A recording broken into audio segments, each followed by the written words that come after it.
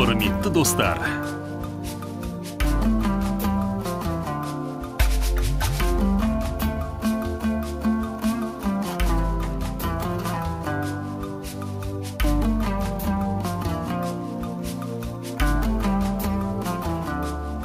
сіздерді 2021 жылы 24 желтоқсан сағат 15:00-де Рахметоллаұлы Бауыржанның 50 жас мерейтойына арналған дастарханның қонағы болуына шақырамыз. Мекен жайымыз Нұр-Сұлтан қаласы, Қосшы, Исатай Тайманов көшесі 31, Фазенда мейрамханасы.